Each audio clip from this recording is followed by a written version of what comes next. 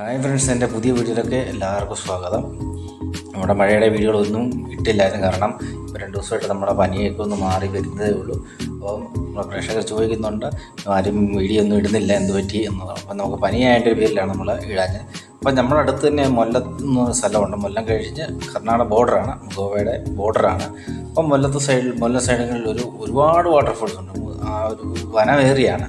അതൊരു നല്ലൊരു മലയാണ്. മല കയറി ഇങ്ങനെ നമ്മുടെ ചുരം കയറുന്ന പോലെ തന്നെയുള്ള വനമാണ്.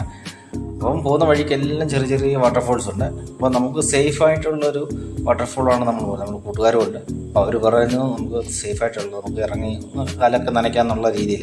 പക്ഷേങ്കിൽ ഞങ്ങൾ വന്ന സമയം അതിക്രമിച്ച് പോയി. ഏകദേശം 5:30 സമയമായി.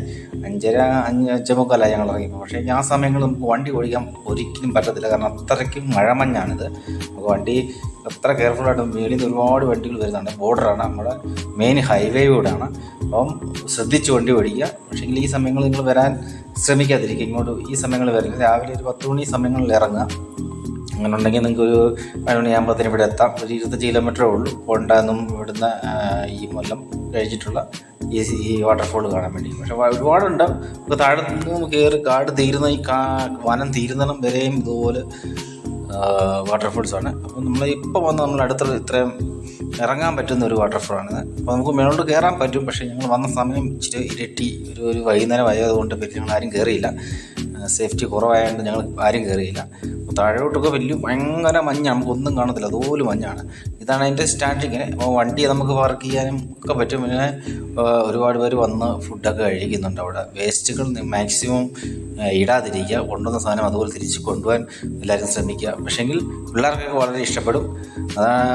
അത്രയ്ക്ക് ഭംഗിയാണ്, നല്ല രസമുണ്ട്. നമുക്ക് भाई साहब, ये जो कर्नाटका बॉर्डर का प्लेस है, लेकिन आपको यहाँ से पानी आता है, लेकिन आप कभी भी दे सकता है, क्योंकि जो मैं क्या बोल रहा है कि डेंजरस प्लेस है. थोड़ा बारिश कम होने का. അപ്പോൾ നമ്മുടെ ഫ്രണ്ടാണ് കാര്യങ്ങളൊക്കെ പറഞ്ഞത്. കാരണം ഇവരുടെ കർണാടക ബോർഡറിൽ ഇവരാണ് താമസിക്കുന്നത്. അപ്പോൾ എൻ്റെ കൂടെ വർക്ക് ചെയ്യുന്ന അത് തന്നെയാണ്. അവരാണ് നമുക്ക് ഈ സ്ഥലം കാണിച്ചു തന്നതും എടുക്കുന്നത്. അവർ സ്ഥിരം പോകുന്ന റൂട്ടാണ്, ഒരു ബോർഡറാണ്. ഇവർക്കൊരു 4-5 മണിക്കൂർ യാത്രയേ ഉള്ളൂ ബൽഗാമെന്ന് ഇങ്ങോട്ട് വരാനും എടുക്കാനും.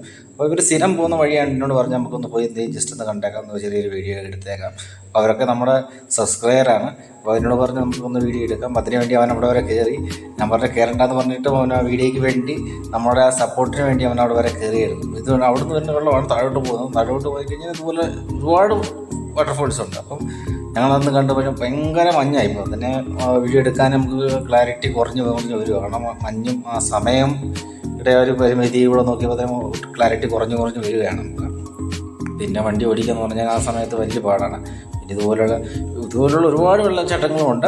അപ്പോൾ നിങ്ങൾ ഒരു മാക്സിമം വരുവാണെന്നുണ്ടെങ്കിൽ ഞാൻ പറഞ്ഞ പോലെ 10 മണി സമയങ്ങളിൽ വന്നു കഴിഞ്ഞാൽ നിങ്ങൾക്ക് നല്ലതായിട്ട് ആസ്വദിച്ച് പോകാൻ പറ്റും. വെള്ളത്തിലൊക്കെ ഇറങ്ങി കുളിക്കാനും എടുക്കാനൊക്കെ പറ്റും. നല്ല രസം. ഇത് മഞ്ഞാണ്. നമുക്ക് മുമ്പിലുള്ള വണ്ടി ലൈറ്റ് കിട്ടാൻ വന്നാലും നല്ല മഞ്ഞാണ്.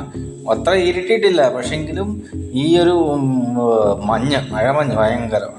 അപ്പം അടുത്തൊരു വീഡിയോ ആയിട്ട് നമ്മൾ വീണ്ടും വരും. അപ്പോൾ അടുത്ത വാട്ടർഫോൾസുമായിട്ടും ഈ ഗോവയിലെ കാഴ്ചകളായിട്ട് ഇനിയും വരും. അപ്പം നമ്മൾ ചാനൽ സബ്സ്ക്രൈബ് ചെയ്യാനും ലൈക്ക് ചെയ്യാനും ഷെയർ ചെയ്യാനും മറക്കരുത്. അപ്പം നിങ്ങൾ ഫേസ്ബുക്കിൽ കാണുവാണെങ്കിൽ അതുമൊന്ന് ഫോളോ ചെയ്യുക, ഇൻസ്റ്റാഗ്രാമിൽ കാണുവാണെങ്കിൽ അതുമൊന്ന് ഫോളോ ചെയ്യുക. അപ്പോൾ ഇനി പുതിയൊരു വീഡിയോ ആയിട്ട് നമുക്ക് വീണ്ടും കാണാം. Bye bye.